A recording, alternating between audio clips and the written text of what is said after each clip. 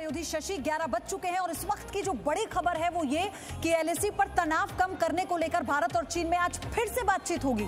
थोड़ी ही देर बाद दोनों देशों के बीच कोर कमांडर स्तर की बातचीत मोल्डो में होने वाली है और सूत्रों का कहना यह है कि इस बातचीत में केंद्र में पैंगोंग के मौजूदा हालात रहेंगे जहां पर डिसएंगेजमेंट की प्रक्रिया पूरी नहीं हो पाई है। इस खबर को लगातार हमने आप तक पहुंचाया था कि कैसे पैंगोंग में अभी तक चीन के सैनिक मौजूद है, उनका मूवमेंट देखा जा रहा है और अब तक दोनों देशों के बीच 4 राउंड की बातचीत हो चुकी है, लेकिन चीन पैंगोंग से पीछे हटने को तैयार नहीं है। फिंगर 5 के पास अभी भी पीएलए के सैनिक मौजूद हैं।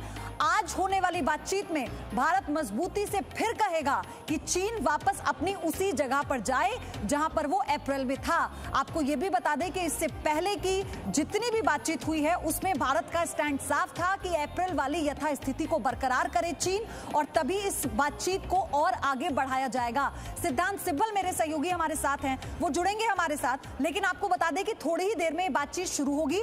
कोर कमांडर स्तर की 5वीं बैठक है। इससे पहले 4 लेवल्स की मीटिंग हो चुकी है, लेकिन उन 4 लेवल्स की मीटिंग में जो आपसी सहमति से बातचीत के टेबल पर जब चीन और भारत आए थे तो ये तय हुआ था कि कुछ ऐसे एरिया हैं जहां से अपनी सेना को दोनों देश पीछे हटाएंगे, जिसमें गलवान घाटी भी थी, कुछ पेट्रोलिंग पॉइंट्स भी शामिल थे और ऐसा किया भी गया। लेकिन क्योंकि पैंगोंग जो एरिया है, फिंगर 4 की हम बात करें, हम फिंगर 8 की बात करें, फिंगर 5 की हम बात करें, यहां पर पीएलए के जो सैनिक हैं उनका मूवमेंट लगातार देखा गया। सैटेलाइट से जो तस्वीरें आई जी न्यूज ने वो भी आपको दिखाई थी, कैसे जो चीनी सैनिक हैं वहां पर वो अपना और कब्जा बढ़ाते जा रहे हैं। सिद्धांत मेरे साथ जुड़ चुके हैं, मुझे बताया जा रहा है। सिद्धांत, आज की ये बैठक कितनी महत्वपूर्ण, और सबसे महत्वपूर्ण सवाल इसमें यह है कि आज का जो केंद्र होगा इस चर्चा का वो क्या होगा?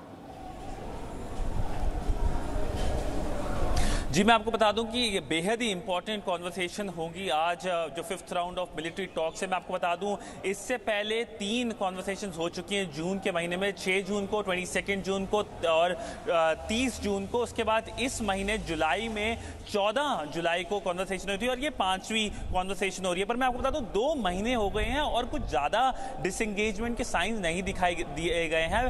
मैं आपको बता दूं कि 2 जगहें ऐसी है, गलवान और हॉट स्प्रिंग्स, जहां पे डिसएंगेजमेंट हो चुकी है जैसा भारत चाहता था। पर 2 ऐसी जगह हैं जहां पे चाइनीज जो सोल्जर्स हैं अभी भी डटे हुए हैं। वो जगह है गोगरा और पैंगोंग। अब पैंगोंग की बात कर लेते हैं क्योंकि ये सबसे ज्यादा जो एक तरफ से कंटेंशियस इशू है वो है क्योंकि वहां पे फिंगर 5 से लेकर फिंगर 8 तक वहां पे चाइनीज अपनी जो प्रेजेंस है कंसोलिडेट कर रहे हैं और ये जो कॉन्वर्सेशंस हो रही हैं, यूं तो कॉन्वर्सेशंस हो रही है पर डर इस बात का भी है कि जल्द सर्दियां आ जाएंगी, नवंबर दूर नहीं है और सर्दियों में बेहद ही मुश्किल होगी।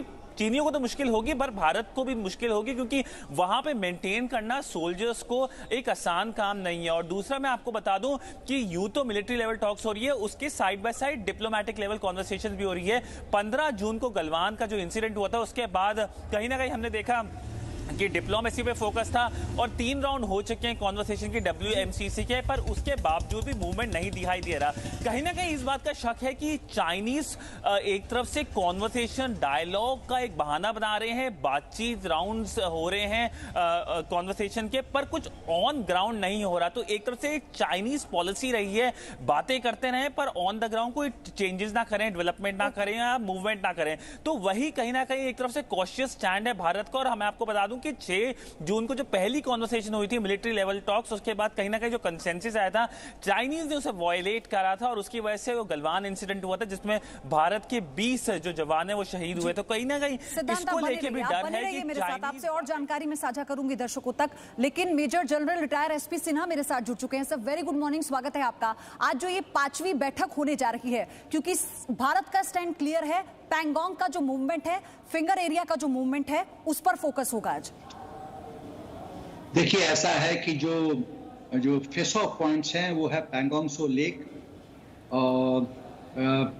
हॉट स्प्रिंग, फिर PP14, डेस्पांग और एक और जगह है। तो चीन की स्ट्रैटेजी क्या है ये आपको समझने की जरूरत है। स्ट्रैटेजिकली डेस्पांग और पैंगोंग सो लेक बहुत ही महत्वपूर्ण है चीन की दृष्टिकोण से, क्योंकि पैंगोंग सो लेक का जो फिंगर 4 है, फिंगर 4 अप्रोच देता है, एक्सेस देता है चुशुल वैली, और चीन चुशुल वैली को डोमिनेट करना चाहता है। तो उसके लिए फिंगर 4 से की पर उस पर आधिपत्य जमाना और कमांड कंट्रोल होना उसके लिए बहुत ज़रूरी हो जाता है। इसीलिए उसकी दृष्टि फिंगर 4 पे लगी हुई है। फिंगर 5 में उसका मिलिट्री बेस है। फिंगर 4 और 3 के बीच में उसने जो बंकर्स बनाए थे वो तो बंकर हट गया, फिंगर 4 से वो विड्रॉ कर गया फिंगर 5 पे, बट फिंगर 5 में वो मिलिट्री बेस बना के बैठा हुआ है। उसका मकसद यही है कि यदि जाड़े में यदि हिंदुस्तान की फौज फिंगर 4 को डोमिनेट अपने ट्रुप्स को विड्रॉ करती है, वापस फिंगर 5 से फिंगर 4 पे पहुंच जाएगा, फिर वो फिंगर 3 और 4 के बीच में वो फिर बंकर बना लेगा। ये टाइम बाई करने की प्रतिक्रिया है चीन की, ये जो स्ट्रैटेजी है। एक और जो मैं डेस्पांग के परिप्रेक्ष्य में कहना चाहता हूं कि डेस्पांग वैली का जो महत्व है वो बहुत ही जियो स्ट्रैटेजिक महत्व समझने की जरूरत है।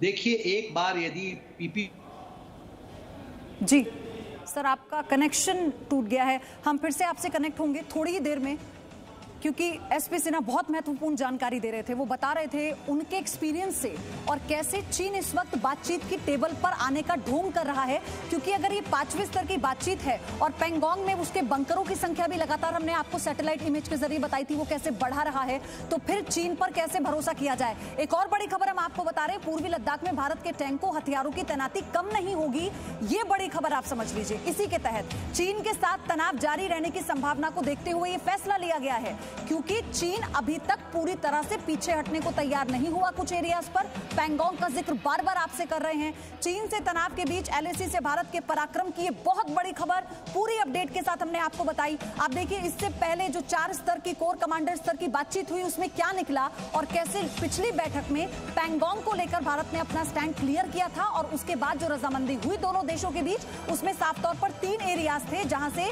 दोनों देशों के सैनिक पीछे हटे। लेकिन पेंगोंग में जो फिंगर एरिया है फिंगर 4 और फिंगर 5 का, यहां पर लगातार चीनी सैनिकों की मौजूदगी देखी जा रही है और बंकर बढ़ते जा रहे हैं।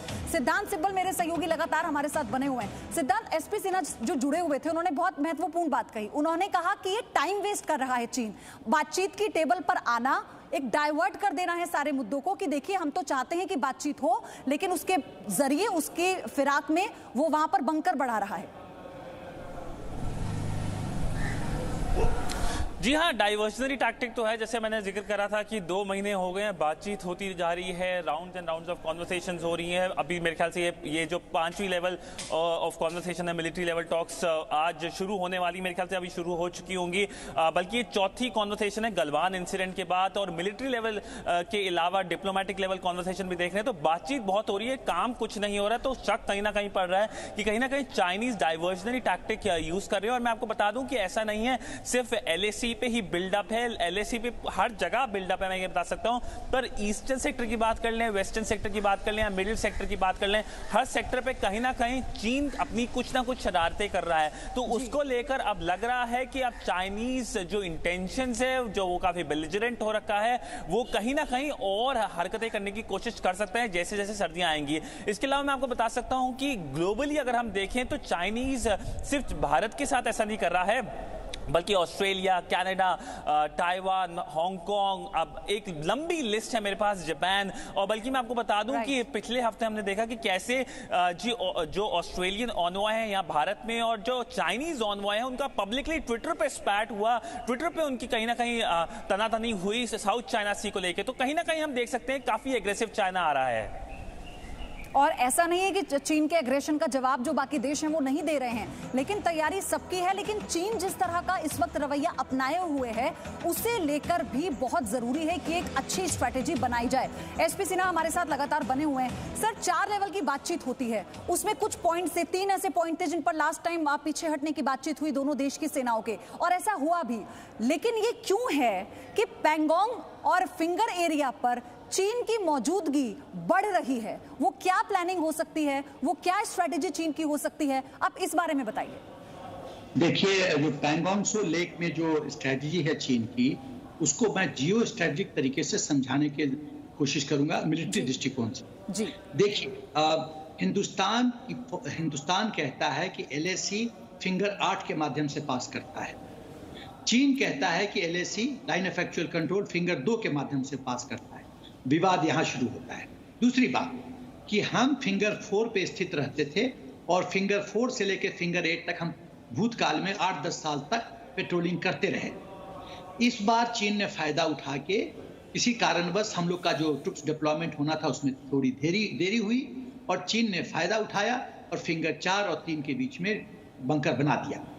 ये मद्देनजर रखते हुए कि अब 3 और 4 के बीच में बन गया तो 3 और 2 को अपने कब्जे में ले लो, पूरा फिंगर को डोमिनेट करो। अब फिंगर्स की महत्व आप जियो स्ट्रेटेजिक महत्व समझिए।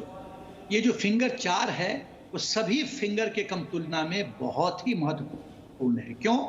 क्योंकि उसका जो सदर्न टिप है ये है चीन, ये है लेक पैंगोंग और जो रिज है फिंगर 4 वो उसका जो सदर्न पोर्शन है वो चुशुल वैली को डोमिनेट करता है। आपको याद होगा कि 1962 में भी चुशुल वैली फेस ऑफ का मुख्य केंद्र बिंदु था। तो चुशुल वैली को क्यों चीन डोमिनेट करना चाहता है? क्योंकि चुशुल वैली डोमिनेट करने के बाद वो इंडस रिवर वैली को डोमिनेट करेगा, वो पूरा TSDBO रोड को डोमिनेट करेगा, वो डोमिनेट करने के बाद लेह और श्रीनगर का जो रोड है वो कट ऑफ कर देगा, वो काराकोरम के माध्यम से सियाचिन को कट ऑफ कर देगा।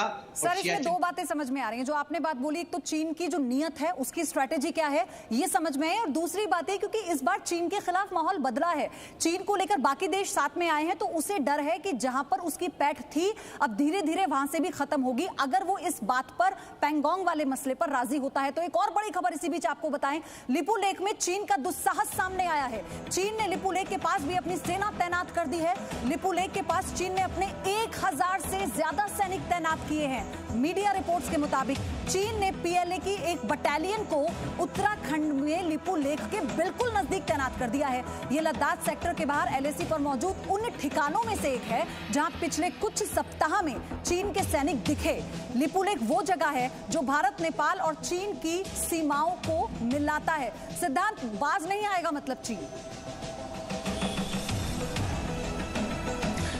बल्कि जैसे मैंने आपको बताया था कि एक सेक्टर की बात नहीं, सारे सेक्टरों की बात मैं कर सकता हूं कि कहीं ना कहीं बिल्डअप बढ़ गया है। मिडिल सेक्टर की बात कर रहे हैं इस वक्त। जैसे लिपू लेक जो इलाका है वो मिडिल सेक्टर में आता है, और लिपू लेक का एक और एक सिग्निफिकेंस है क्योंकि मैं आपको बता दूं कि जो नेपाल ने अभी एक नया मैप अनाउंस करा है जो पार्लियामेंट ने उनकी पास करा है, उस मैप के अंदर लिपू लेक ही वो जगह है। लिपू लेक के साथ काला पानी भी है और सब जगहें भी हैं जिसे नेपाल कह रहा है कि वो उसकी टेरिटरी है। तो इसका डबल सिग्निफिकेंस है। एक सिग्निफिकेंस कि कहीं ना कहीं चाइना एक मैसेज देना चाहता है कि चाइना अपने सारे सेक्टर्स खोल सकता है भारत के साथ। दूसरा कि कहीं ना कहीं चाइना अगर नेपाल की बैकिंग की जरूरत पड़े, नेपाल को बैक करने की जरूरत पड़े तो चाइना नेपाल के साथ भी खड़ा है। और ऐसी खबर मेरे ख्याल से नेपाल में काफी पॉजिटिवली ली जाएगी क्योंकि कहीं ना कहीं नेपाल कहता रहा है और उसने अपनी जो करनी में भी दिखा दिया है कि लिपू लेक वो अपनी टेरिटरी मानता है। और मैं आपको बता दूं कल एक खबर आई थी नेपाली मीडिया से कि नेपाल जो नया मैप है जिसमें लिपू लेक उसको अपने मैप में दिखाया गया है वो यूनाइटेड नेशंस भेजने वाला है। बल्कि मैं आपको बता दूं मेरी बातचीत हुई थी UN के कुछ डिप्लोमेट्स के साथ जिन्होंने कहा कि वो उसे मान्यता नहीं देंगे, उसे एक्सेप्ट जरूर कर लेंगे क्योंकि UN अपने नए मैप खुद ही निकालता है। SP सिन्हा सर, देख लीजिए किसका सगा हुआ है चीन, अपने आप उदाहरण आते हैं सामने। देखिए ऐसा है, चीन की आपकी 5 फिंगर स्ट्रेटजी समझने की जरूरत है। और ये क्या स्ट्रेटजी है? पाम क्या है? मुट्ठी है तिब्बत। अयो माओ के जमाने से ये स्ट्रेटजी चीन की चल रही है। मुट्ठी है तिब्बत और 5 फिंगर हैं सिक्किम, भूटान, नेपाल, अरुणाचल प्रदेश और लद्दाख। तो देखिए कितना सिस्टमेटिकली धीरे धीरे चीन ये 5 फिंगर को अपने कब्जे के में लेने के लिए क्या पूरा कोशिश कर रहा है, पहली बात। दूसरी बात, जो नेपाल फ्रंट उसने खोल दिया, पाकिस्तान फ्रंट तो ऑलरेडी खोला हुआ था, लद्दाख फ्रंट खोला हुआ है, अब नेपाल फ्रंट खोल दिया है। और इसका मुख्य कारण है कि ओली जो है, मिस्टर ओली प्रधानमंत्री नेपाल का, वो चीन के पूरे गिरफ्त में है। मैं मर्यादा को ध्यान रखते हुए खाली इशारा करूंगा कि मिस्टर ओली हनी ट्रैप में फंस चुके हैं। बाकी डिटेल्स तो आप मीडिया वाले आपको पता है कि ये तो वहाँ की जनता ने भी कह दिया, ये तो वहाँ की जनता ने भी कह दिया, नेपाल की जनता ने तो अपना दिल खोलकर बता दिया कि वो किसके साथ है और वो क्या चाहती है। और यही कारण है कि वो अपने देश में, अपनी सरकार के लोगों के बीच में, अपनी देश की जनता के बीच में अकेले पड़े हैं, सिर्फ चीन का प्रोपोगेंडा आगे बढ़ाते हुए। सर माफी के साथ मेरे पास समय इतना ही था। आपका बहुत बहुत धन्यवाद क्योंकि आपने बहुत विस्तार से बहुत चीजों को समझाया। सिद्धांत, आपका भी बहुत बहुत धन्यवाद। सारी डिटेल्स के लिए आगे आपका रुख करेंगे और अपडेट दर्शकों तक पहुंच। Presenting B News app available on Google Play and App Store. Download it now.